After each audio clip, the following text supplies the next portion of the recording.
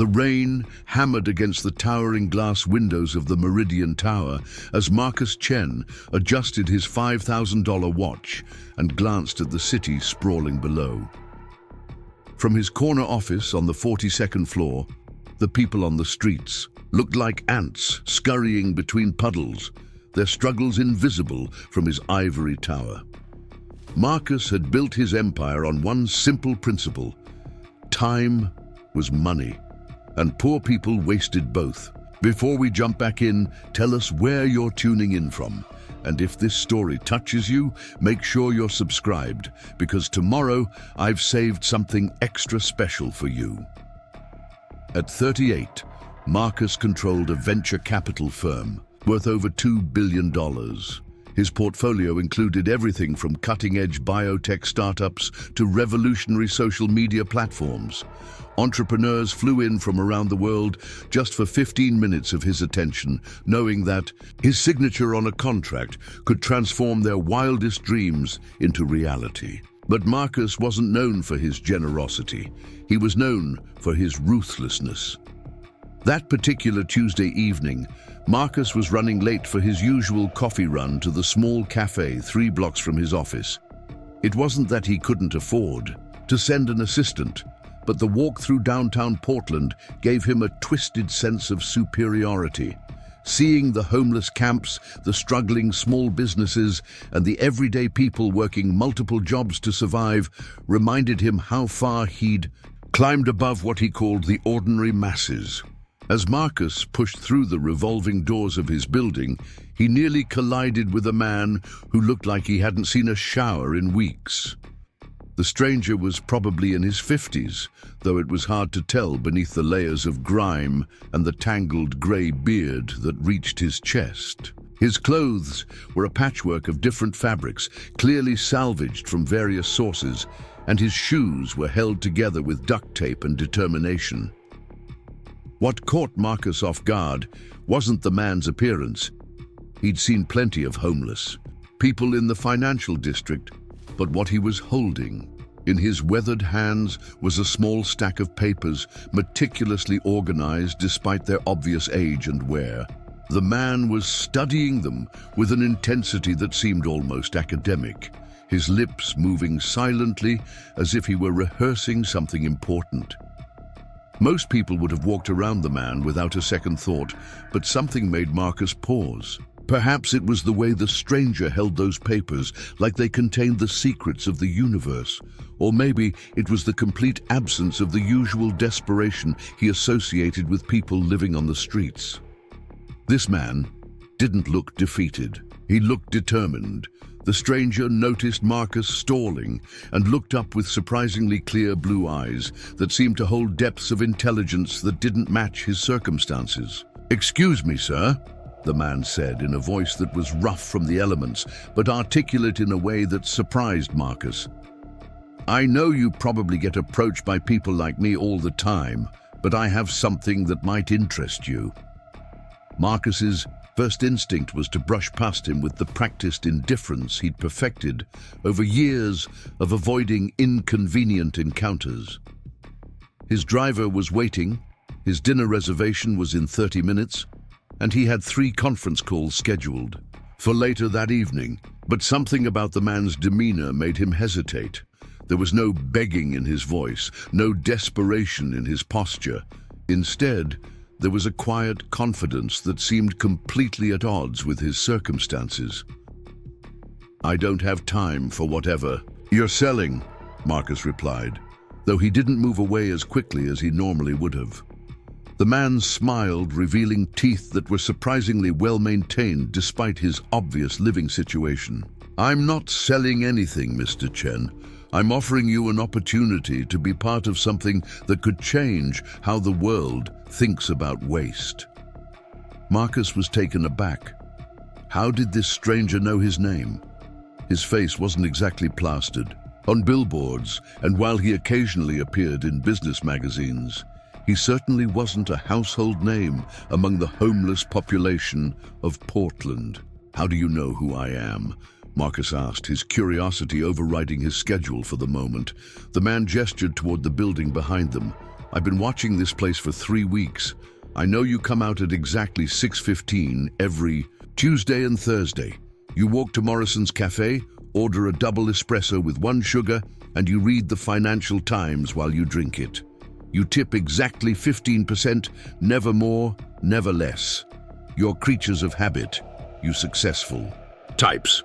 There was something unsettling about being observed so closely by someone he'd never noticed, but Marcus found himself intrigued rather than alarmed. "And why exactly have you been watching me?" The stranger carefully opened his stack of papers, revealing what appeared to be hand-drawn diagrams and charts covered in cramped handwriting. "Because I've developed something that I believe could revolutionize the recycling industry, and I need someone with your resources and connections to make it happen." Marcus almost laughed out loud. A homeless man wanted to revolutionize an entire industry. The absurdity of the situation was exactly the kind of story he'd share with his wealthy friends over drinks at the country club. But as he looked more closely at the papers the man was showing him, his amusement began to fade. The diagrams were incredibly detailed and technically sophisticated. They showed what appeared to be some kind of processing system with multiple stages of separation and refinement. The handwriting was small but precise, filled with technical terms and calculations that suggested a level of engineering knowledge that seemed impossible for someone living on the streets. "What exactly am I looking at?" Marcus asked, his tone shifting from dismissive to cautiously interested. The man's eyes lit up with the kind of enthusiasm Marcus usually associated with successful entrepreneurs pitching their next big idea. "This is a revolutionary method for processing mixed waste. Streams into their component materials. Instead of sorting garbage manually or using expensive automated systems that still leave significant contamination, this process uses a combination of density separation, electromagnetic sorting, and chemical breakdown to recover materials at unprecedented purity levels." Marcus studied the papers more carefully.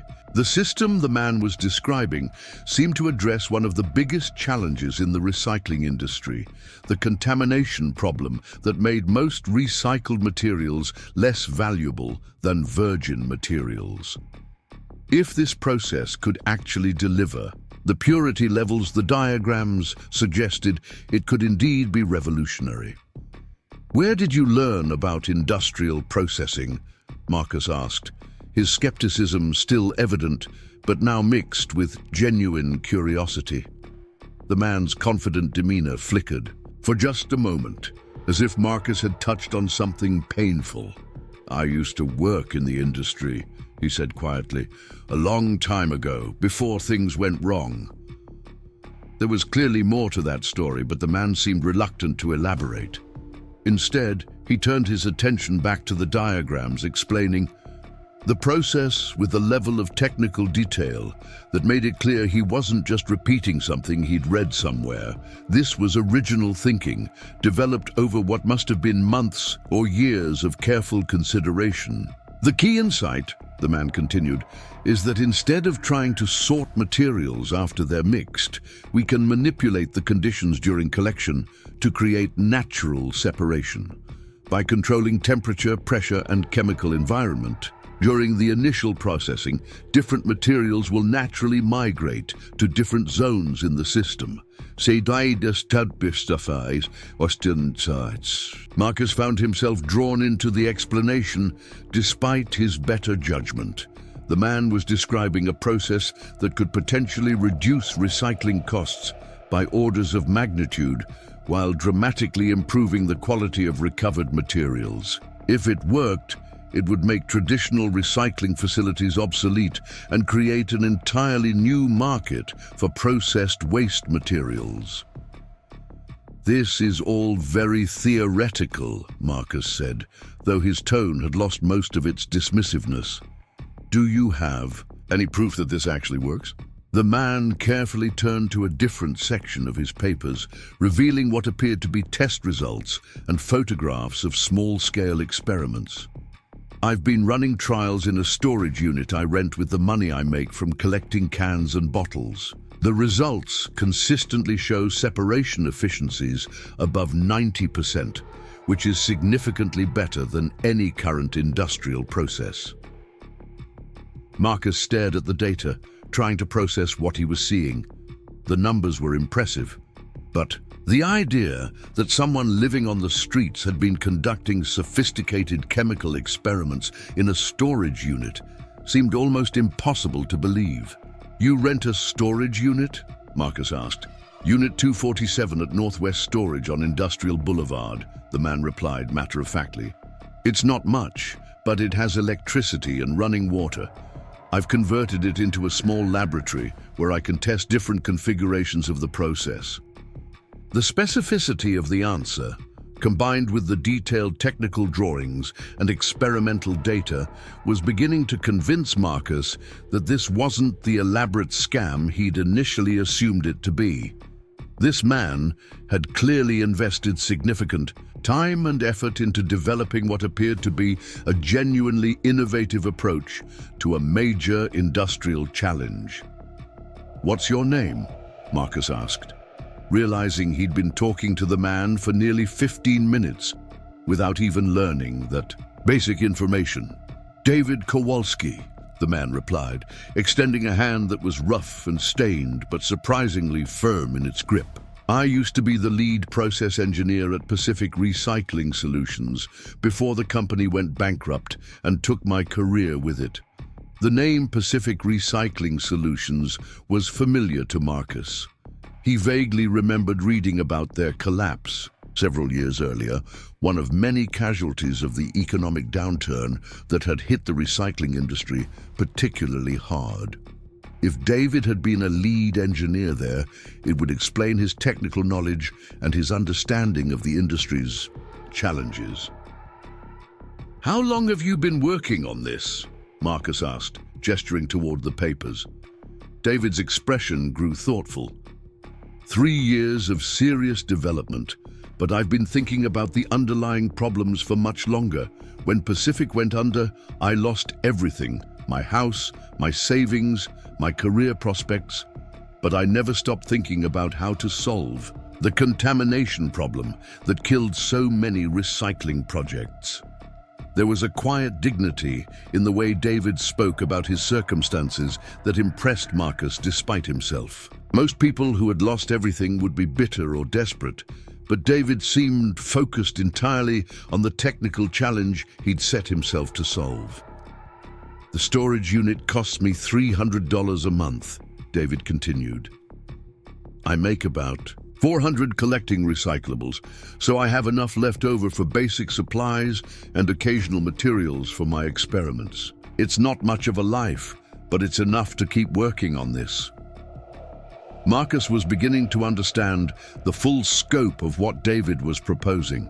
This wasn't just a theoretical exercise or a desperate attempt to escape homelessness. David had spent years developing a potentially revolutionary process, using nothing but his engineering knowledge, recycled materials, and the small income he made from collecting the very waste he was trying to better process. "Why are you approaching me specifically?" Marcus asked. "There are other venture capitalists in the city, and some of them specialize in environmental technologies." David smiled, and for the first time, Marcus caught a glimpse of the confident engineer he must have been before his world collapsed. "Because I've done my research on all of them. Most environmental investors are looking for feel-good projects that make them look socially responsible. They want solar panels and wind turbines, not dirty industrial processes that actually solve fundamental problems. And you think I'm different?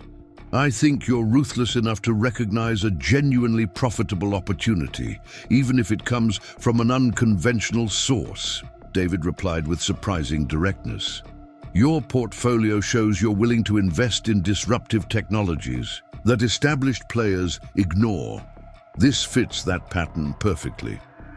Marcus had to admit that David's assessment was accurate.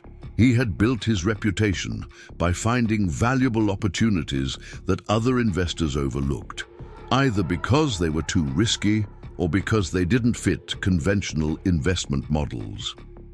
But he'd never considered an opportunity presented by someone living on the streets. "Even if your process works as well as you claim," Marcus said, "building an industrial facility would require tens of millions of dollars in capital investment.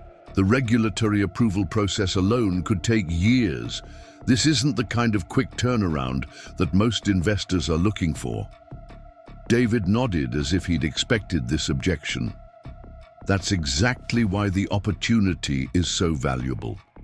The barriers to entry are high enough to prevent competition once we establish a first-mover advantage, and the potential returns are enormous because we'd be creating an entirely new market category.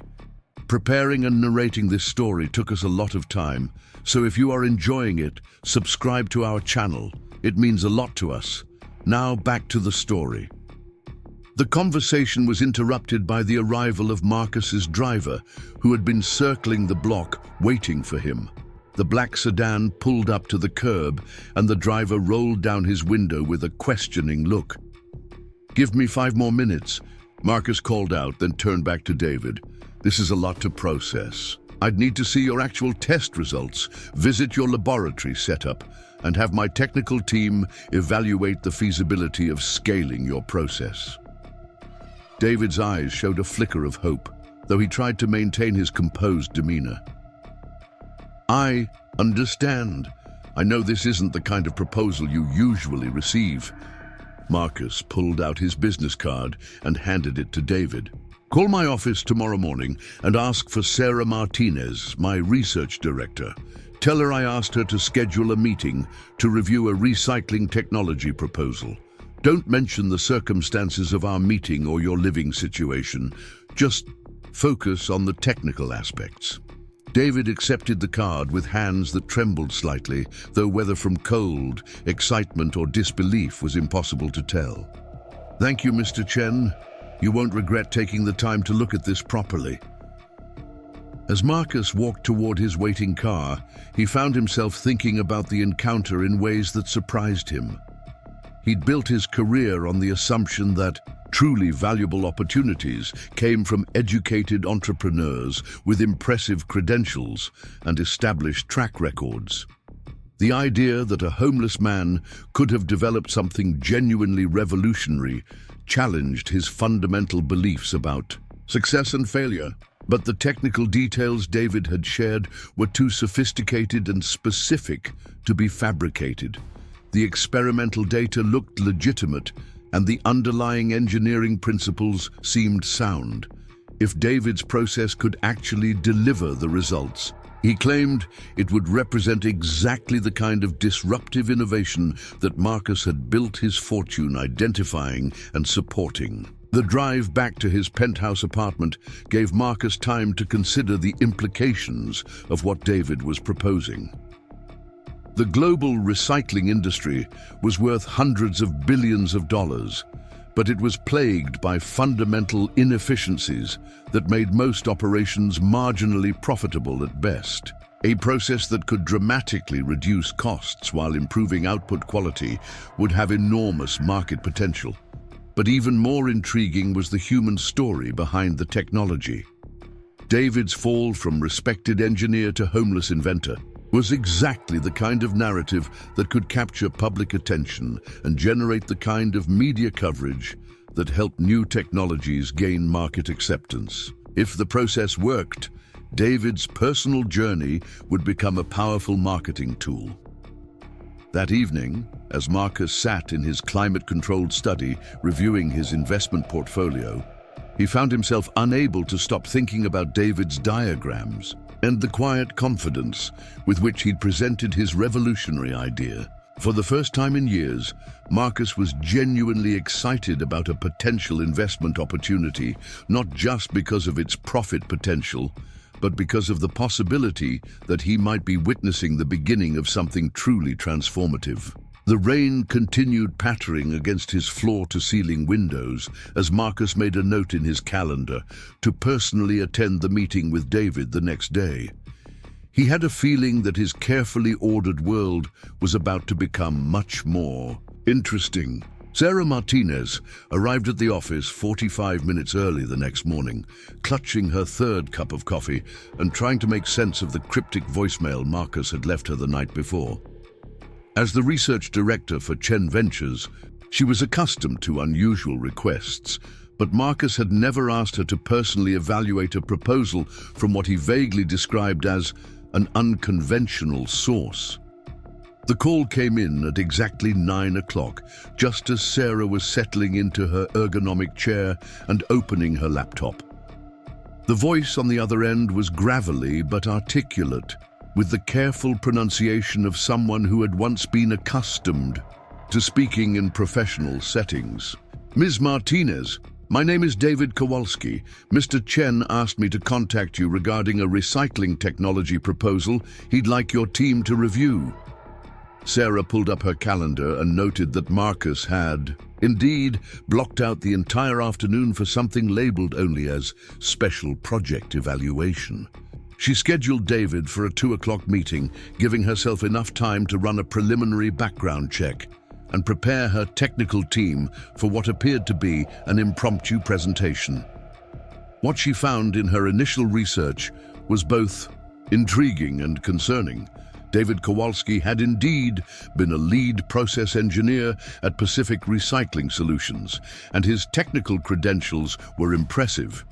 He held advanced degrees in chemical and environmental engineering from respected universities and had published several peer-reviewed papers on waste processing optimization before Pacific's collapse. But the trail went cold after the company's bankruptcy.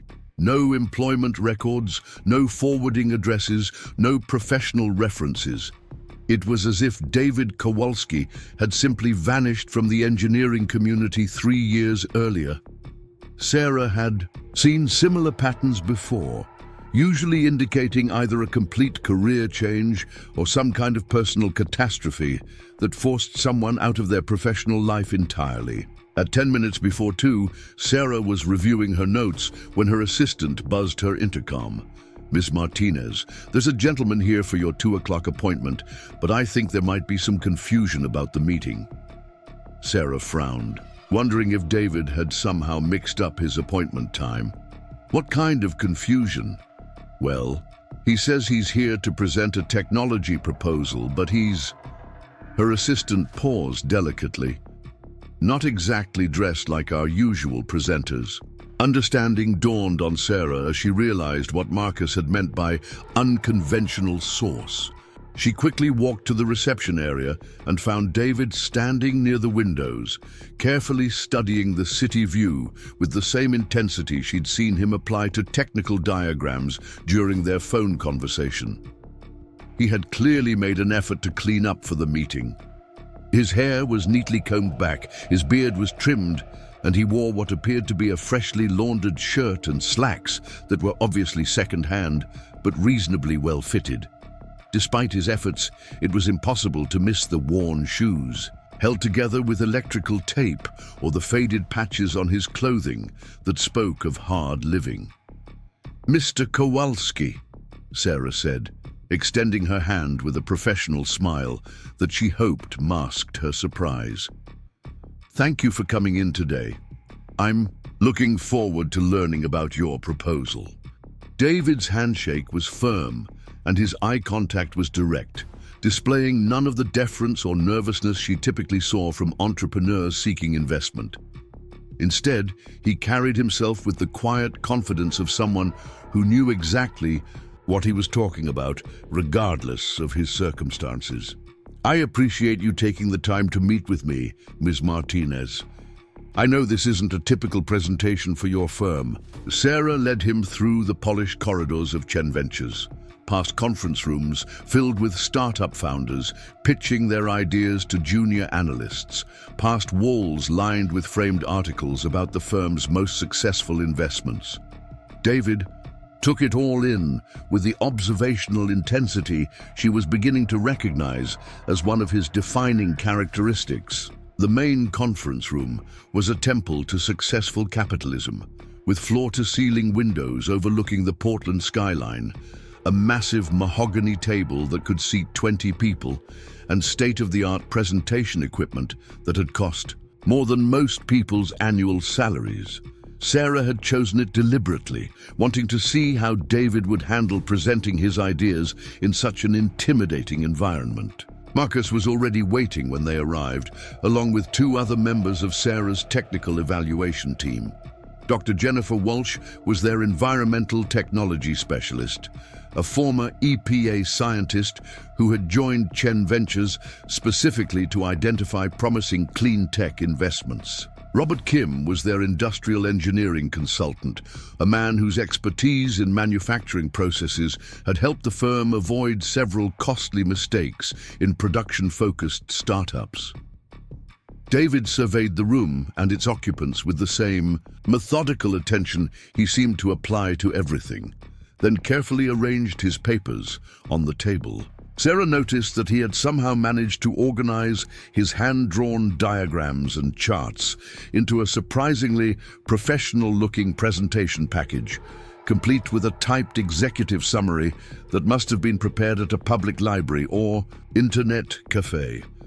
"Before I begin," David said, addressing the group with a composure that seemed to fill the massive conference room, "I want to acknowledge that this presentation is unusual. I'm not a polished entrepreneur with venture capital experience. I don't have a prototype manufactured in a clean laboratory or a team of advisors with impressive credentials. What I have is 3 years of focused research on a fundamental problem in waste processing and a solution that I believe could transform the entire recycling industry." Marcus leaned back in his chair, his expression unreadable. Sarah could see that he was evaluating not just David's technical proposal, but his ability to command a room and present complex ideas clearly. In the venture capital world, the entrepreneur was often more important than the idea itself. David opened his presentation with a comprehensive overview of the recycling industry's core challenges. He spoke without notes, displaying an encyclopedic knowledge of processing costs, contamination rates, market prices for different materials, and the regulatory framework that governed waste management operations. His analysis was more thorough and current than most of the industry reports Sarah's team regularly reviewed. "The fundamental problem," David explained, sketching a quick diagram on the whiteboard, "is that we've been approaching recycling backwards, instead of trying to separate materials after they've been mixed and contaminated. We need to prevent that mixing from occurring in the first place." Dr. Walsh interrupted with a question about the thermodynamics of the separation process David was describing. Without hesitation, David launched into a detailed explanation of the energy requirements and chemical reactions involved, drawing complex molecular diagrams from memory and citing specific research studies that supported his calculations. Robert Kim followed up with questions about scaling the process for industrial application.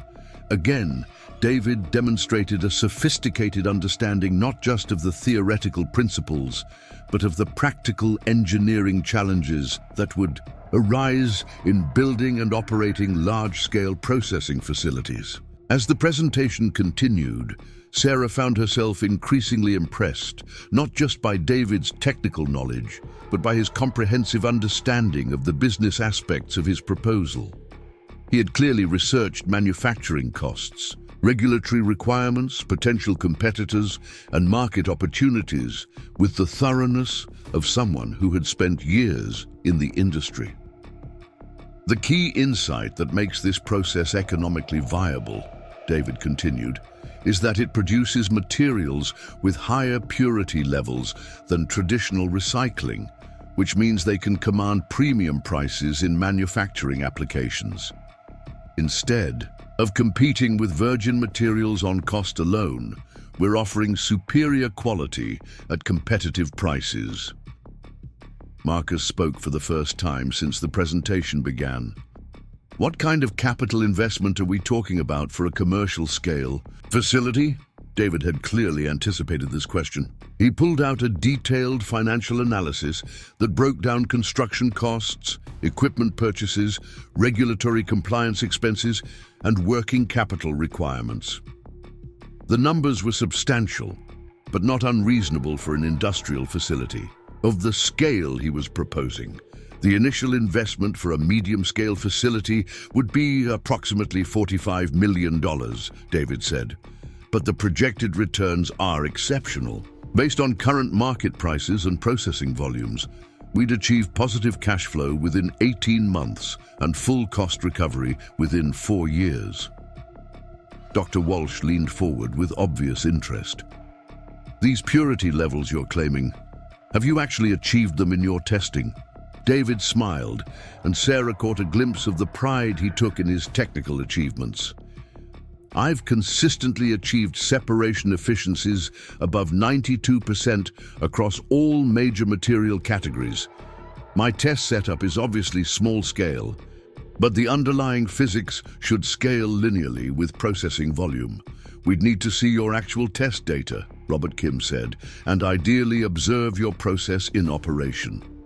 Of course, David replied. I have 3 years of experimental records, including detailed documentation of process parameters, input compositions, output analysis, and efficiency measurements.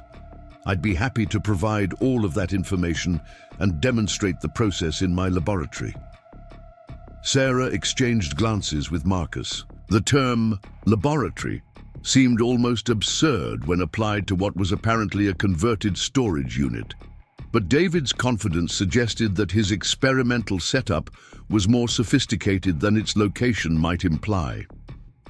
Where exactly is this laboratory? Dr. Walsh asked.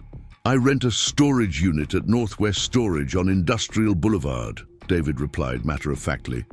It's not glamorous, but it has the utilities I need and enough space to test different configurations of the process. The room fell silent as the implications of David's words sank in. This man had spent 3 years conducting advanced chemical engineering research in a storage unit, funding his work with money earned from collecting recyclables, and had somehow achieved results that could revolutionize an entire industry. Marcus broke the silence.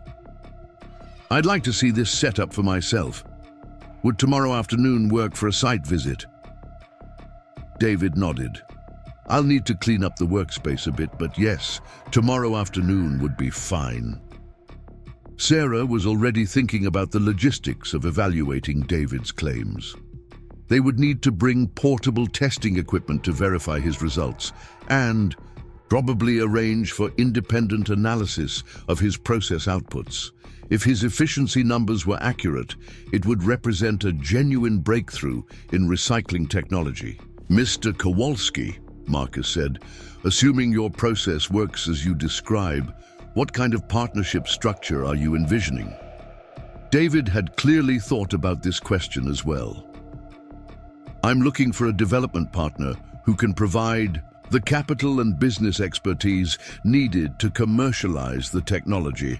I'm not interested in licensing the process to existing recycling companies because they have too much invested in current methods to properly support a disruptive innovation. And what would you expect in terms of equity participation? That would depend on the specific terms of the partnership, David replied diplomatically. I'm not naive about the value of capital and business development expertise, but I also believe that the core technology represents the most valuable component of any potential venture. Sarah could see that Marcus was intrigued by David's combination of technical sophistication and business awareness. Most inventors they encountered were either brilliant but impractical, or business savvy but technically shallow. David seemed to possess both sets of skills, despite his unconventional circumstances. The meeting continued for another hour, with David fielding increasingly detailed questions about process optimization, intellectual property protection, regulatory compliance, and competitive positioning. His answers demonstrated a depth of knowledge that went far beyond what Sarah would have expected from someone working in isolation for 3 years. As the session concluded, Marcus stood and extended his hand to David. "This has been fascinating. Mr. Kowalski, I'm looking forward to seeing your process in action tomorrow." After David left, the team remained in the conference room to discuss what they had just witnessed. Dr. Walsh was the first to speak. "I have to admit, I was skeptical going into this meeting, but his understanding of the underlying chemistry is genuinely sophisticated. If his efficiency numbers are accurate, this could be significant." Robert Kim nodded in agreement. "The engineering principles seem sound, and his financial analysis is more thorough than most of the business plans we review. The question is whether he can actually deliver the results he's claiming." Sarah found herself thinking about the human story behind the technology. "What I find remarkable is that he's managed to maintain such focus and discipline while living in extremely difficult circumstances. That kind of dedication suggests someone who truly believes in what he's doing." Marcus was quiet for a moment, staring out the windows at the city below. "There's something else to consider," he finally said. "If this technology works, David's personal story becomes a powerful marketing asset. The narrative of a fallen engineer who developed revolutionary technology while homeless could generate enormous public interest." "You mean exploit his circumstances for publicity?" Dr. Walsh asked with obvious disapproval. "I mean recognize that in today's market, the story behind an innovation is often as important as the innovation itself," Marcus replied. "David's journey from respected engineer to homeless inventor to potential industry revolutionary is exactly the kind of narrative that captures public imagination and drives market adoption." Sarah could see the calculating look in Marcus's eyes that she recognized from his most successful investments. He wasn't just evaluating the technical merits of David's proposal. He was assessing its potential for creating the kind of cultural momentum that transformed good ideas into billion-dollar companies. The next morning, Sarah arrived at Northwest Storage feeling somewhat ridiculous in her business suit and heels. The facility was exactly what she had expected: rows of beige metal buildings surrounded by chain-link fencing with security cameras and coded entry gates designed to keep people out rather than create an inviting atmosphere. David met them at the entrance, looking more relaxed than he had in the corporate conference room. He led them through a maze of storage units to number 247, which looked identical to all the others from the outside. But when he raised the rolling metal door, Sarah gasped in surprise. The interior had been completely transformed into a functioning laboratory. Workbenches lined the walls, supporting an array of chemical processing equipment that looked like it had been assembled from salvaged industrial components. Glass containers of various sizes held samples of different materials, each carefully labeled with dates, processing parameters, and analysis results. A sophisticated ventilation system hummed quietly in the background, drawing air through what appeared to be a custom-built filtration system. The concrete floor was spotlessly clean, marked with tape to delineate different work areas and safety zones. Charts and diagrams covered every available wall space, creating a visual documentation of 3 years of systematic research. Dr. Walsh walked slowly around the space, examining the equipment with obvious professional interest. "This is remarkable," she said.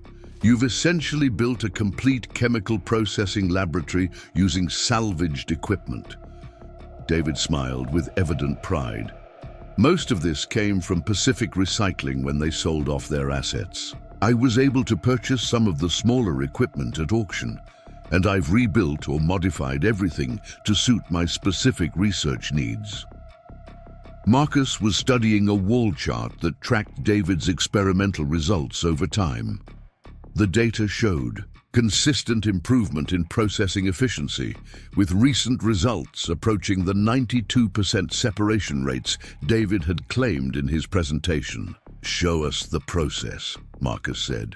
David moved to a workbench where he had prepared a sample of mixed recyclable materials: plastic bottles, aluminum cans, cardboard, and various paper products, all intentionally contaminated with food waste and other organic matter that typically made recycling difficult or impossible. What followed was like watching a master chef prepare a complex dish. David adjusted temperatures, modified chemical concentrations, and timed each step of the process with the precision of someone who had performed these operations hundreds of times. As the mixed materials moved through different stages of his processing system, they began to separate into distinct streams of increasingly pure materials. Robert Kim monitored the process with portable testing equipment they had brought from the office, verifying David's claims about separation efficiency and material purity. The results consistently matched or exceeded the performance numbers David had provided in his presentation. "The key innovation," David explained as he worked, "is that we're not trying to reverse contamination after it occurs. Instead, we're creating conditions where different materials naturally want to separate from each other based on their physical and chemical properties." Sarah found herself mesmerized by the elegance of the process. What appeared to be a chaotic mixture of waste materials was systematically transformed into clean, pure streams of valuable raw materials. It was like watching reverse entropy in action. The demonstration took nearly 2 hours, with David explaining each step in detail and answering increasingly technical questions from Dr. Walsh and Robert Kim. By the end, it was clear that his process not only worked as advertised, but actually exceeded some of the performance claims he had made. As they prepared to leave, Marcus turned to David with an expression Sarah had learned to recognize as his serious business face. "Mr. Kowalski, I'm prepared to move forward with this project, but I need to understand your expectations about timeline and structure." David had clearly been hoping for this moment, but his response was measured and thoughtful. "I'd like to see a commercial-scale pilot facility operational within 2 years. Something large enough to process meaningful volumes and demonstrate the economic viability of the process, but small enough to build and operate without enormous capital requirements. And in terms of partnership structure, I want to remain actively involved in the technical development and scaling process. This isn't just a licensing deal where I hand over the technology and walk away. I want to see this succeed, and I believe my continued involvement is crucial to that success." Marcus nodded approvingly. Sarah could see that he respected David's desire to remain engaged with his creation, rather than simply cashing out at the first opportunity.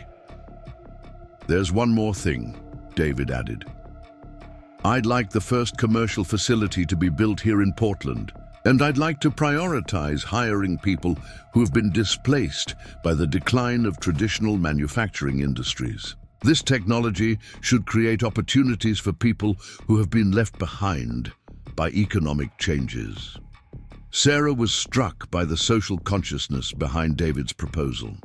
Despite his own difficult circumstances, he was thinking about how his innovation could benefit other people facing similar challenges. Marcus extended his hand to David. "I think we can work with those parameters. Let's schedule a follow-up meeting next week to discuss specific terms and begin the due diligence process." As they drove back toward downtown Portland, the team was unusually quiet, each processing what they had just witnessed. Finally, Dr. Walsh spoke what they were all thinking. "That was extraordinary. I've never seen anything like it." Marcus was already on his phone, calling his legal team to begin preparing the paperwork for what he suspected would become one of the most significant investments of his career. Sarah found herself thinking about David's story and wondering how many other potential innovations were hidden in unexpected places, waiting for someone to look beyond conventional assumptions about where good ideas come from. The storage unit. Laboratory had been more than just a workspace. It was a testament to human ingenuity and persistence in the face of overwhelming challenges. David had lost everything that most people would consider essential to professional success, but he had never lost his ability to think, create, and solve complex problems. As they reached the gleaming towers of Portland's financial district, Sarah realized that they might have just witnessed the beginning of something much larger than a successful investment. They might have discovered proof that genius and innovation could emerge from the most unlikely circumstances, and that society's assumptions about success and failure were often completely wrong. The boardroom at Cascade Industries felt like a mausoleum of corporate power, with its dark wood paneling, leather chairs that cost more than most cars, and oil paintings of stern-faced men who had built their fortunes during America's industrial golden age. Richard Brennan sat at the head of the massive oak table, his silver hair perfectly styled despite the early hour, his custom-tailored suit immaculate as always.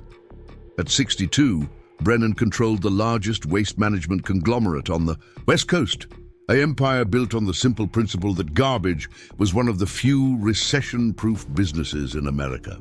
The emergency board meeting had been called after Brennan's intelligence network within the venture capital community had alerted him to something that made his blood run cold. Marcus Chen, that upstart investor who thought he could disrupt established industries with his flashy technology bets, was apparently preparing to fund a recycling technology that could make Cascade's entire business model obsolete. Brennan's chief technology officer, Dr. Amanda Pierce, sat to his right with a stack of documents that represented weeks of frantic research into David Kowalski's background and technical claims. Pierce had been hired away from a prestigious engineering firm specifically because of her ability to identify potential threats to Cascade's market position, and her assessment of the Kowalski situation was deeply troubling. "The preliminary analysis is complete," Pierce began, her voice tight with professional concern. "If even half of what we're hearing about this process is accurate, it represents an existential threat to our operations." Across the table, Cascade's head of strategic planning, James Morton, was studying financial projections that painted a grim picture of the company's future if David's technology gained widespread adoption. Morton had spent 15 years building mathematical models of the waste management industry, and his calculations suggested that Cascade could lose up to 60% of its revenue within 5 years if a superior recycling process entered the market. "The economics are devastating," Morton said, sliding his analysis across the table to Brennan. "Our entire competitive advantage is based on the inefficiency of current recycling methods. If Kowalski's process can actually achieve the separation rates he's claiming, it eliminates our cost advantage and makes our facilities essentially worthless." Brennan studied the numbers with the cold calculation that had made him one of the most feared competitors in American industry.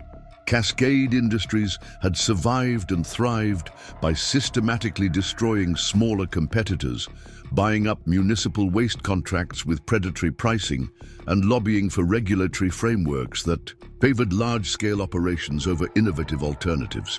"What do we know about this David Kowalski?" Brennan asked, though his tone suggested he already suspected the answer wouldn't be pleasant.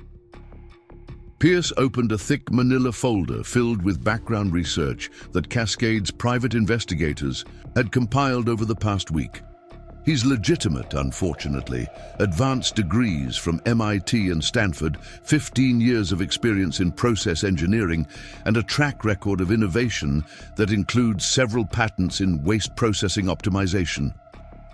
"Then why is he living in a storage unit instead of running his own company?" demanded Brennan. "Because we destroyed his career," Pierce replied matter-of-factly. When Pacific Recycling Solutions was struggling financially 4 years ago, we initiated a series of predatory contracts that undercut their municipal deals. We knew they couldn't compete with our pricing because we were operating at a loss specifically to drive them out of business. Brennan nodded approvingly.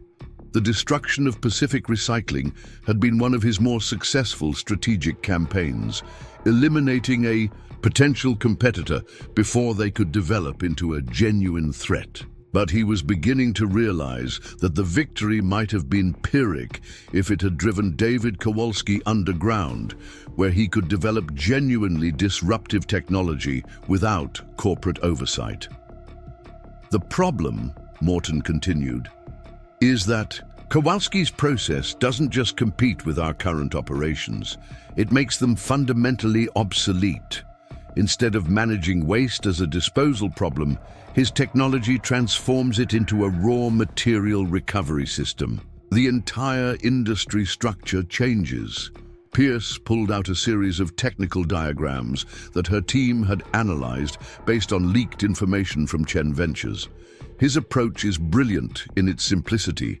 Instead of trying to sort materials, after contamination, he prevents contamination from occurring during the processing phase. The result is recovered materials with purity levels that exceed virgin materials in some applications.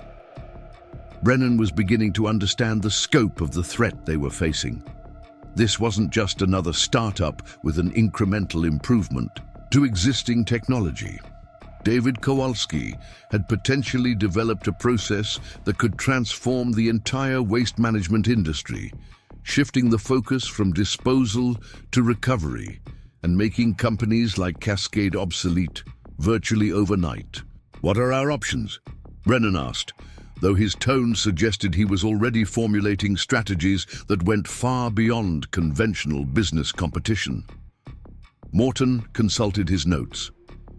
"We could try to acquire the technology directly, but Chen Ventures is apparently offering terms that we can't match without essentially giving Kowalski control of our entire recycling division. We could challenge his patents once he files them," Pierce added, "but the preliminary analysis suggests his process is genuinely novel and would likely survive patent challenges." Brennan leaned back in his chair, steepling his fingers in a gesture his employees had learned to recognize as the prelude to particularly ruthless strategic decisions. What about the man himself? What are his vulnerabilities? Pierce shifted uncomfortably in her seat. This was the part of corporate strategy that she found distasteful, though she had learned not to express such sentiments in Brennan's presence. He's homeless, which makes him economically vulnerable. He has no family or close personal relationships that we can identify. His only apparent weakness is his emotional investment in his technology and his desire to see it implemented for social benefit rather than pure profit. Social benefit, Brennan repeated with obvious disdain. That gives us an angle. Idealists always have pressure points that pure capitalists don't. The room fell silent as Brennan contemplated his options. Cascade Industries had not become a billion-dollar company by playing fair or respecting competitors who threatened their market position. Over the years, Brennan had perfected a variety of strategies for eliminating threats, ranging from aggressive patent litigation to regulatory capture to personal destruction of key individuals. "I want a comprehensive background investigation of David Kowalski," Brennan ordered. "Everything. His financial history, his personal relationships, his psychological profile, his political views, his social media presence, his medical records. I want to know more about him than he knows about himself." Pierce nodded, though she was clearly uncomfortable with the direction the conversation was taking. "What exactly are you planning?" Brennan smiled, but there was no warmth in the expression. "I'm planning to remind Mr. Kowalski that innovation without institutional support is just expensive hobby. And I'm planning to show Marcus Chen that there are consequences to threatening established business interests. Over the next 2 weeks, Cascade Industries deployed resources that most people would have found difficult to imagine. Private investigators, corporate lawyers, regulatory consultants, and political lobbyists all began working on different aspects of what Brennan codenamed Project Containment. The first phase involved a systematic effort to undermine David's credibility within the scientific and engineering communities. Pierce's team began circulating carefully crafted technical critiques of David's process, raising questions about scalability, environmental safety, and economic viability. The critiques were sophisticated enough to seem legitimate while containing subtle inaccuracies designed to cast doubt on David's competence. Simultaneously, Cascade's legal team began preparing patent challenges and regulatory complaints that would tie up David's technology in litigation for years, even if the challenges ultimately failed. The goal was not to win the legal battles, but to make the commercialization process so expensive and time-consuming that investors would lose interest and seek alternatives.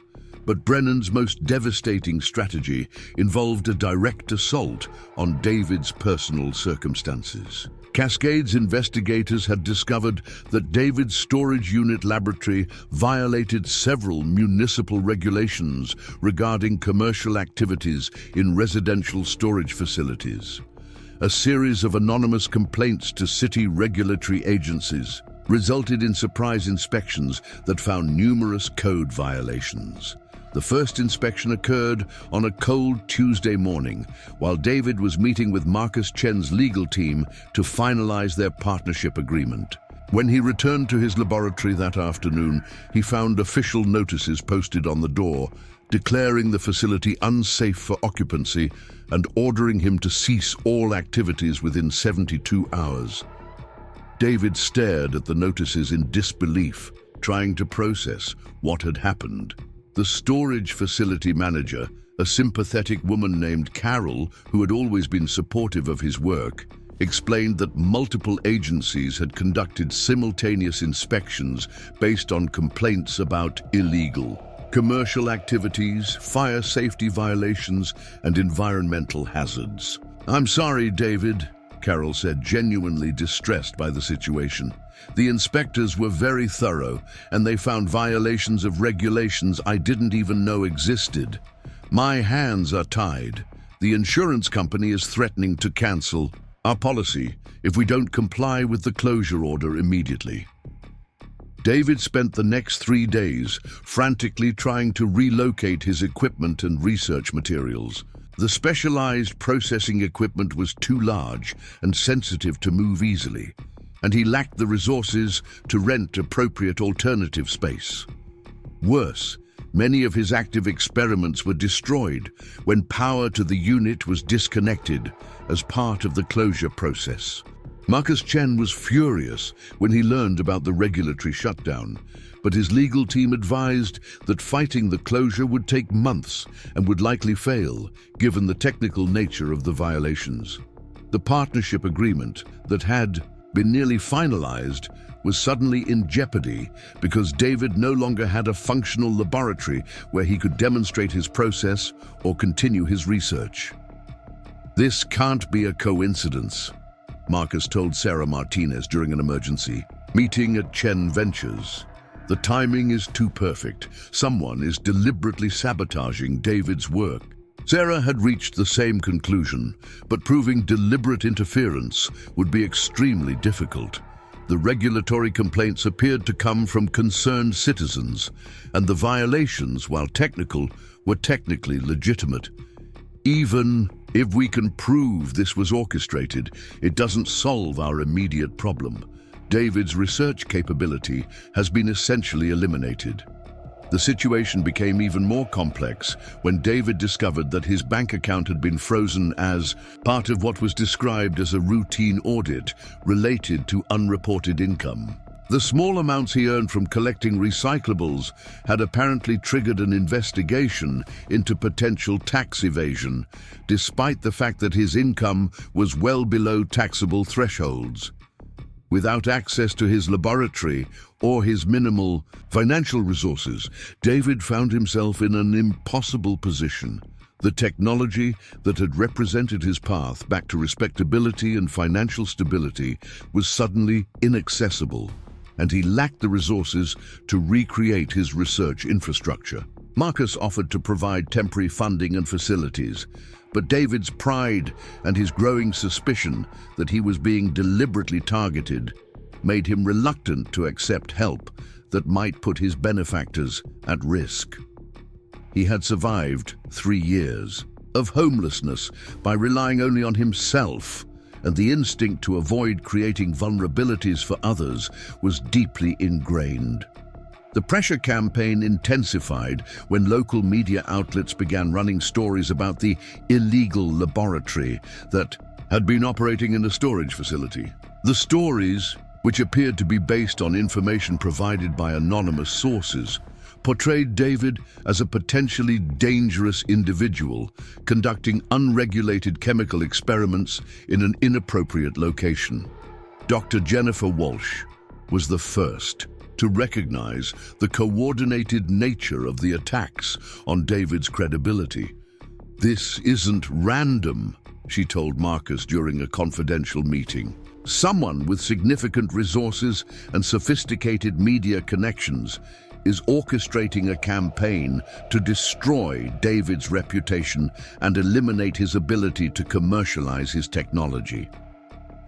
Marcus had suspected as much, but the confirmation made him realize that they were facing an opponent with resources that potentially exceeded even Chen Venture's considerable capabilities. Who has both the motivation and the resources to conduct this kind of campaign? "Cascade Industries is the obvious suspect," Sarah replied. "They have the most to lose if David's technology succeeds, and Richard Brennan has a reputation for aggressive competitive tactics." The confirmation came in an unexpected way. David, desperate to salvage his research, had been sleeping in his car outside the sealed storage facility, hoping to find some way to retrieve his equipment and data. On the third night, he was approached by a well-dressed man who introduced himself as Thomas Webb, a representative of Cascade Industries. "Mr. Kowalski," Webb said, settling into the passenger seat of David's aging sedan without invitation, "I think it's time we had a conversation about your future." David had been expecting something like this encounter, but the reality was still jarring.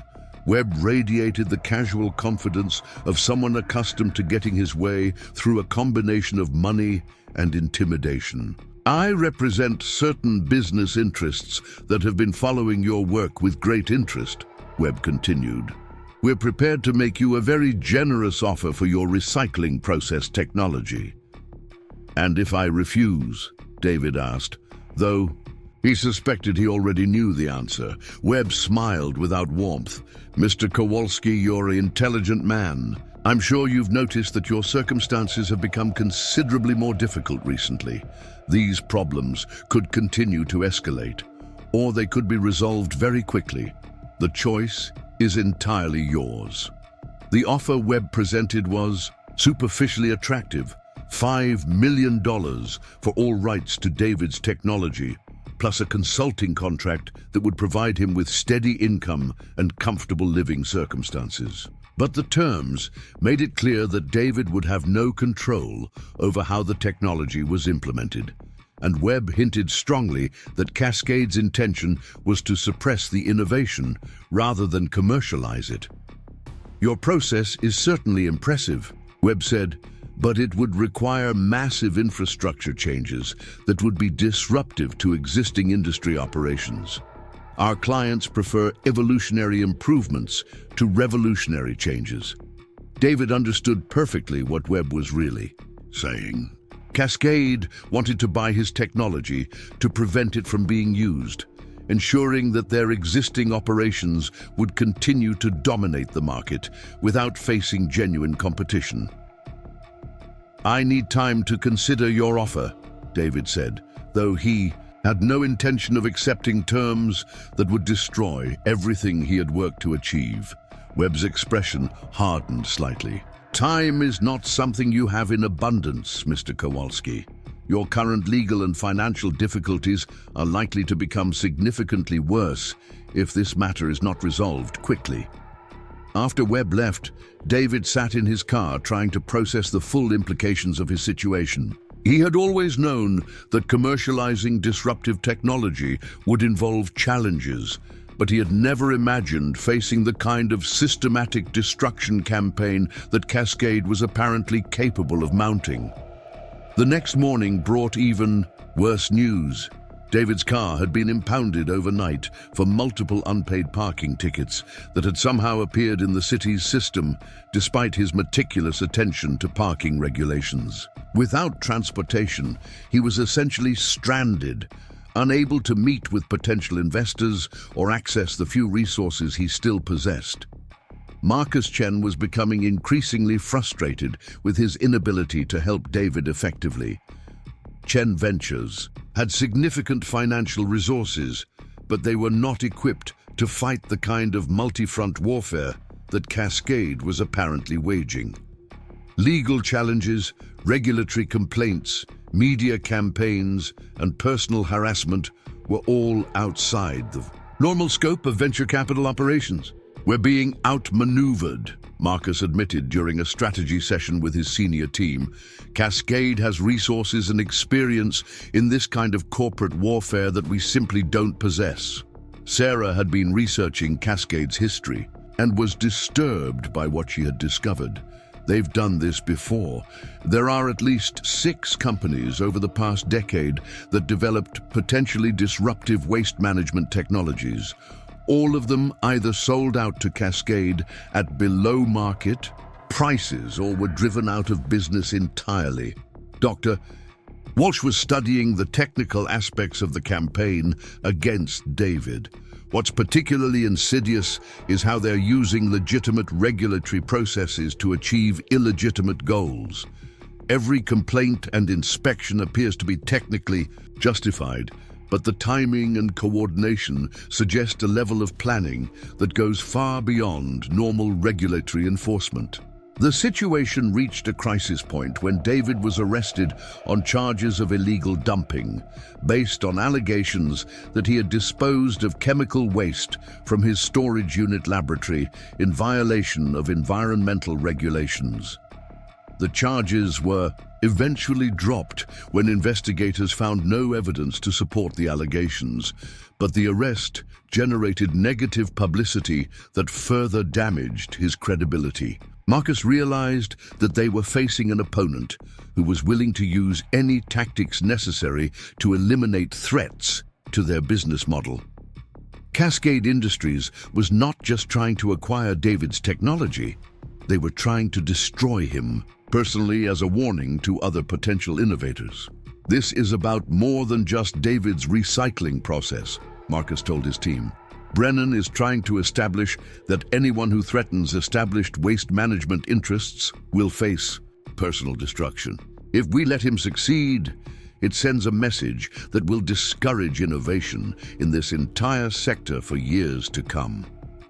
David, meanwhile, was struggling with the psychological impact of the sustained assault on his life and work.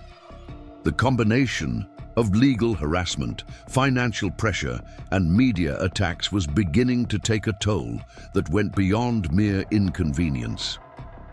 He had survived homelessness by maintaining focus on his technical work, but the systematic destruction of his research capability was undermining the mental framework that had sustained him through 3 years of difficult circumstances. The lowest point came when David discovered that someone had broken into the temporary storage space where he had managed to relocate some of his equipment. Critical research data had been destroyed, and several pieces of specialized equipment had been damaged beyond repair.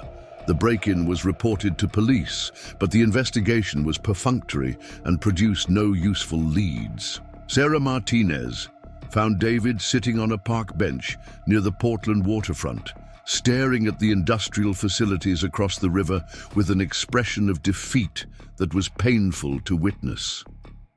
The confident engineer who had impressed them with his technical presentation seemed to have been replaced by a broken man who was finally acknowledging the impossibility of his situation. "They've won," David said without looking at her. "I thought I could overcome homelessness, regulatory obstacles, and financial limitations through pure determination and technical excellence. But I never anticipated this level of systematic destruction." Sarah sat beside him, trying to find words that might restore some hope to a situation that seemed increasingly hopeless. "Marcus hasn't given up. We're exploring legal options and looking for ways to expose what Cascade is doing." David laughed bitterly. "Legal options require resources I don't have and time I can't afford. Meanwhile, they're destroying not just my current work, but my ability to ever work in this field again. Who would hire an engineer with a criminal record and a reputation for operating illegal laboratories?" The conversation was interrupted by the arrival of Thomas Webb, who approached them with the casual confidence of someone who knew he held all the advantages in a negotiation. "Mr. Kowalski," Webb said, "I trust you've had sufficient time to consider our offer.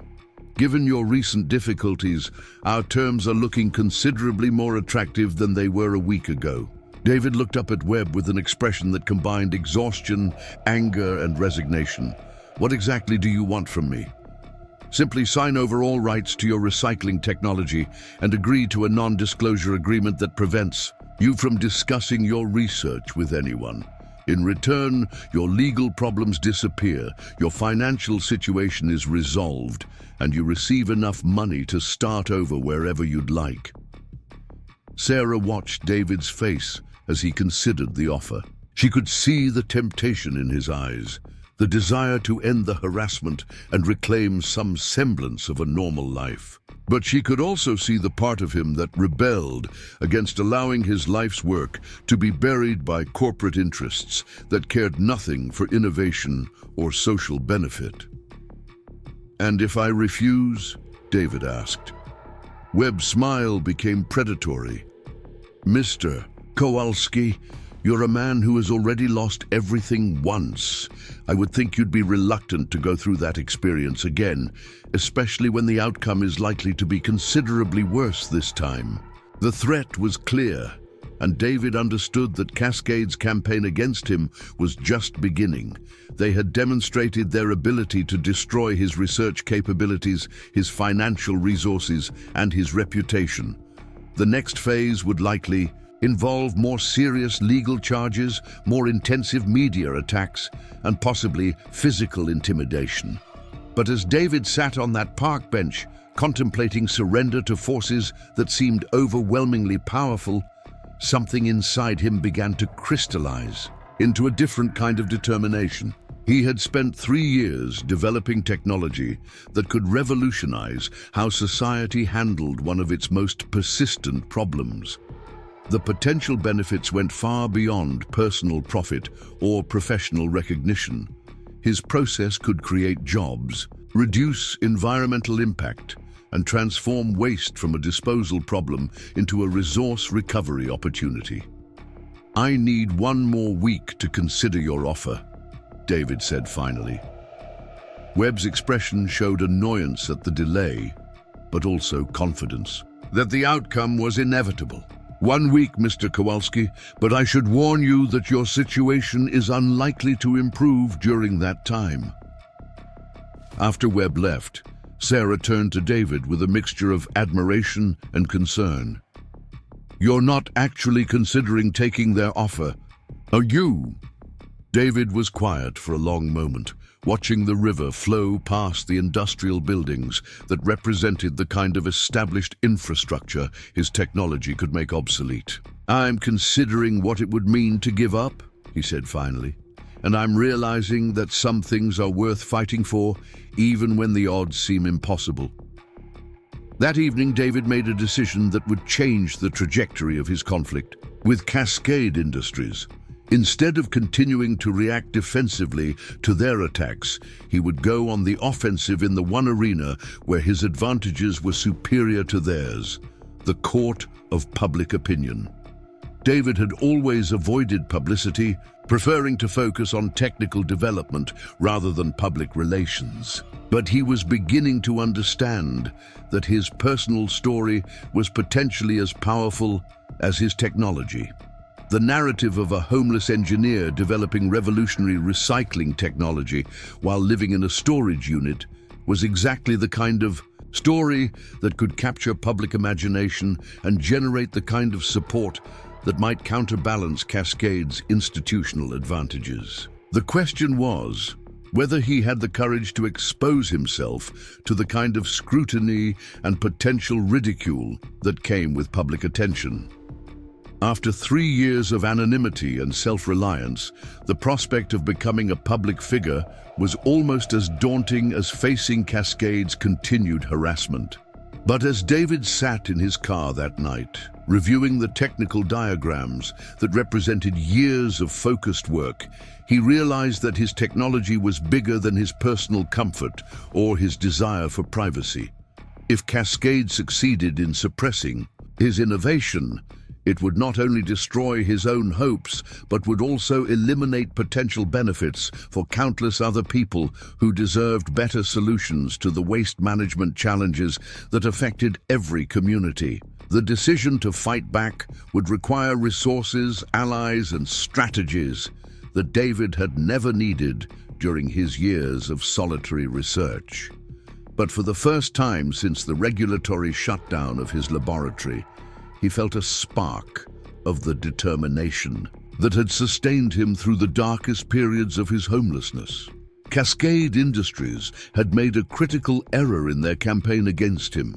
By escalating their attacks to include personal destruction and systematic harassment, they had transformed a business dispute into something much more personal. David Kowalski was about to discover that a man who had survived 3 years of homelessness while developing revolutionary technology possessed reserves of resilience and determination that corporate bullies like Richard Brennan had never encountered. The viral video began with a simple smartphone recording of David sitting in his car outside the impounded storage facility, speaking directly to the camera with a quiet intensity that immediately commanded attention. He had spent 2 days writing and rewriting his script, but when he finally pressed record, he abandoned his prepared remarks and spoke from the heart about 3 years of relentless work, systematic destruction by corporate interests, and the choice between surrender and fighting for something bigger than personal survival. "My name is David Kowalski," he began, his voice steady despite the circumstances. 3 years ago, I was a lead process engineer at Pacific Recycling Solutions. Today, I'm homeless, and I've just had my life's work destroyed by a company that sees innovation as a threat rather than an opportunity. The video, titled "How Corporate Giants Silence Innovation," was uploaded to social media platforms at 2 in the morning on a Wednesday. David had expected maybe a few hundred views from friends and former colleagues, if any of them even recognized him after 3 years. Instead, the video exploded across the internet with a speed that stunned everyone involved. By noon, the video had accumulated over 50,000 views and hundreds of comments from engineers, environmental advocates, and ordinary people who were outraged by the story David told. Tech journalists began reaching out for interviews, and environmental groups started organizing support campaigns. The narrative of a brilliant engineer persecuted for developing clean technology struck a nerve in a society increasingly concerned about corporate power and environmental degradation. Marcus Chen was in a board meeting when his assistant interrupted with news about the video. Within minutes, the entire Chen Ventures team was gathered around a computer screen, watching David's story unfold with a mixture of admiration and concern about the potential consequences of such public exposure. "This changes everything," Sarah Martinez said, scrolling through the rapidly accumulating comments and shares. "David's not just fighting for his technology anymore. He's become a symbol of individual innovation versus corporate suppression." The video's impact extended far beyond social media. Environmental groups that had never heard of David Kowalski began organizing protests outside Cascade Industries facilities. Engineering professors started discussing his case in classrooms as an example of how corporate interests could stifle technological progress. Venture capital firms began reaching out to Chen Ventures, offering to participate in funding David's technology development as a matter of principle rather than pure profit potential. Richard Brennan watched the video from his corner office with growing alarm as he realized that his strategy of quiet suppression had backfired spectacularly. Instead of eliminating a potential threat, Cascade's campaign had created a public relations disaster that was generating exactly the kind of attention they had hoped to avoid. "Get Thomas Webb in here immediately," Brennan ordered his assistant, then spent the next hour monitoring social media metrics that showed David's story, spreading across multiple platforms with devastating effectiveness. Comment sections were filled with people sharing their own stories of corporate intimidation, regulatory capture, and technological suppression. Webb arrived with damage control recommendations that reflected years of experience in corporate crisis management, but even he seemed shaken by the speed and scope of the public response. "We need to shift the narrative immediately," he advised. "Frame this as a dispute over legitimate safety and regulatory concerns rather than an attempt to suppress innovation." But Cascade's attempts at damage control only made the situation worse. Their official statement, which emphasized David's violations of storage facility regulations and questioned his technical competence, was immediately dissected by internet users who identified inconsistencies and suspicious timing in the regulatory actions. Environmental lawyers volunteered to represent David pro bono, while engineering societies began reviewing his technical work and validating his claims about processing efficiency. The turning point came when Dr. Elizabeth Harper, a respected environmental engineering professor at MIT, published a detailed technical analysis of David's recycling process based on the documentation he had shared in his video. Her peer-reviewed assessment confirmed that David's efficiency claims were not only accurate, but potentially conservative, and that his process represented a genuine breakthrough in materials recovery technology. "This is exactly the kind of innovation we need to address the global waste crisis," Dr. Harper wrote in her widely circulated analysis. The fact that it was developed by a homeless engineer using salvaged equipment makes it even more remarkable. Mr. Kowalski's work deserves support, not suppression. The academic validation transformed David's story from a human interest piece into a legitimate technology controversy with implications for environmental policy and corporate accountability. Congressional representatives began asking questions about regulatory capture in waste management oversight, while state environmental agencies launched investigations into whether Cascade had inappropriately influenced enforcement actions. Marcus Chen realized that the public attention, while supportive of David, was also creating new challenges for commercializing his technology. "We need to move quickly while we have momentum," he told his team during an emergency strategy session. "But we also need to be careful not to let this become more about politics than about building a successful business." The solution came from an unexpected source. Dr. Michael Rodriguez, a former EPA administrator who had become a prominent environmental consultant, reached out to Chen Ventures with a proposal that could transform the entire situation. Rodriguez had been following David's story and believed that the public attention created an opportunity to demonstrate that innovative environmental technology could succeed, despite corporate opposition. What David needs is not just funding, but a platform that proves his technology works at commercial scale, Rodriguez explained during a conference call with Marcus and David. I can help arrange partnerships with municipal governments that want to demonstrate their commitment to environmental innovation.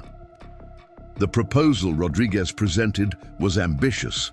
Instead of building a single pilot facility, they would create a network of small-scale processing centers in different cities, each designed to prove the viability of David's technology while generating positive publicity for participating municipalities. The distributed approach would make it much harder for opponents to shut down the entire operation while creating multiple success stories that would accelerate market adoption. David was initially overwhelmed by the scope of what Rodriguez was proposing. 6 months ago, I was just trying to keep my storage unit laboratory operational, he said during their first face-to-face meeting. Now you're talking about a multi-city deployment that could transform how America handles recycling. Rodriguez smiled at David's amazement. Sometimes the right technology appears at exactly the right moment. The public attention you've generated has created a window of opportunity that might not exist again for years. The first pilot facility was constructed in Portland, Oregon, with the enthusiastic support of a city government that wanted to demonstrate its commitment to environmental innovation. The facility was larger and more sophisticated than David's storage unit laboratory, but small enough to be built quickly and economically. Most importantly, it was designed to be completely transparent, with public tours and real-time data sharing that would make it impossible for opponents to question its performance. David threw himself into the construction process with an intensity that impressed even the experienced engineers Chen Ventures had hired to support the project. He worked 18-hour days refining his process for larger-scale operations, training technicians to operate the equipment, and documenting every aspect of the facility's performance for the public scrutiny he knew would follow. The facility's opening day was a media event that attracted environmental reporters, government officials, and representatives from waste management companies around the country. David, clean-shaven and wearing a new suit that Sarah Martinez had insisted he purchase, stood before the assembled crowd with a confidence that would have seemed impossible just months earlier. This facility represents more than just technological innovation, David said in his opening remarks. It represents proof that individual creativity and determination can overcome institutional opposition when supported by people who believe in the possibility of positive change. The demonstration that followed was flawless. Mixed waste materials entered David's processing system and emerged as separate streams of pure recyclables with efficiency rates that exceeded even his most optimistic projections. The real-time data displays showed separation rates consistently, above 95%, dramatically better than any existing commercial recycling operation. Richard Brennan watched the live stream of David's presentation from his office, his expression growing darker as he realized that his campaign to suppress the technology had not only failed, but had actually accelerated its development and deployment. The public attention that was supposed to destroy David had instead provided him with resources and support that he never could have accessed through conventional business channels. "We underestimated him," Webb admitted during their post-mortem analysis of the situation. "We treated him like a typical inventor who could be intimidated into selling out or giving up, but his experience with homelessness made him more resilient than we anticipated." Brennan was already considering his options for the next phase of competition. Cascade could no longer prevent David's technology from reaching the market, but they might still be able to limit its impact through strategic partnerships, exclusive supply agreements, and regulatory influence at the federal level.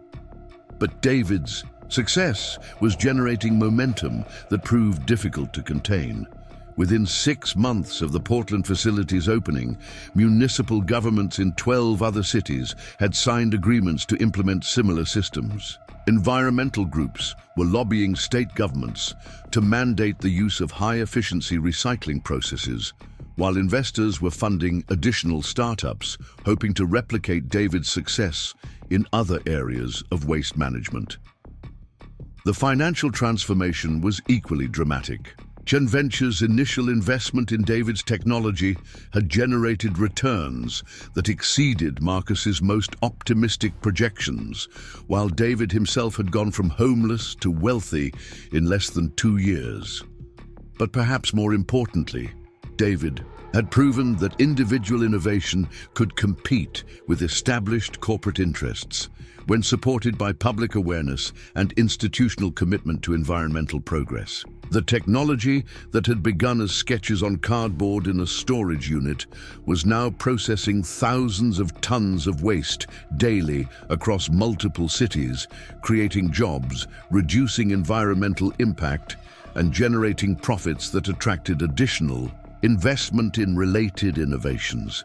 David's process had indeed revolutionized recycling, but the broader impact was on public understanding of how technological innovation could be supported or suppressed, depending on the incentives faced by established interests. 3 years after his first encounter with Marcus Chen outside the Meridian Tower, David stood on the observation deck of his new research facility in Portland, watching automated systems process waste streams with an efficiency that would have seemed impossible during his storage unit days. The facility employed over 200 people, many of them former manufacturing workers who had found new careers in the emerging clean technology sector. Marcus joined him on the observation deck, carrying a bottle of champagne to celebrate. The announcement that their joint venture had been valued at over $3 billion by investment analysts. "Did you ever imagine it would grow this quickly?" Marcus asked. David smiled, thinking about the homeless man he had been just a few years earlier. "I imagined the technology would work," he replied, "but I never imagined the public would care enough to make it possible."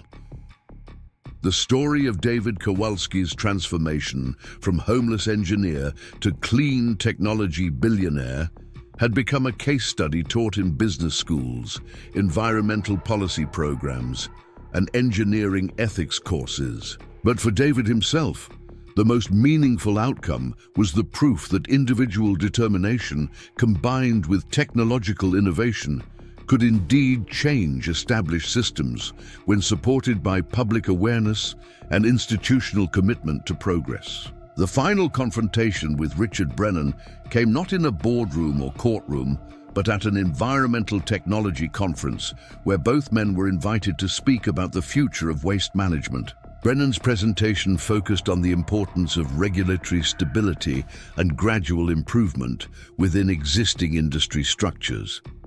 David's presentation, delivered immediately afterward, focused on the potential for disruptive innovation to create entirely new approaches to persistent environmental challenges. After both presentations, they found themselves alone in the conference center's green room, facing each other for the first time since their conflict had begun. Brennan, his silver hair now showing more gray and his confident demeanor somewhat diminished, extended his hand to David with what appeared to be genuine respect. "I underestimated you," Brennan said simply. "I treated you like a threat to be eliminated rather than a competitor to be respected." David accepted the handshake, though his expression remained guarded. "You made me stronger than I would have been otherwise," he replied. The opposition forced me to think beyond just developing technology to building the kind of public support that could sustain long-term change. Their conversation was brief, but marked a symbolic end to a conflict that had transformed both men and had implications far beyond their personal circumstances. Brennan returned to managing Cascade Industries, but with a new understanding of how quickly technological disruption could reshape established markets. David continued expanding his recycling technology network, but with a deeper appreciation for the institutional challenges that faced any attempt to implement systemic change. The broader impact of David's story extended far beyond waste management technology. His success had demonstrated that individual innovation could compete with corporate power when supported by public awareness and institutional commitment to progress.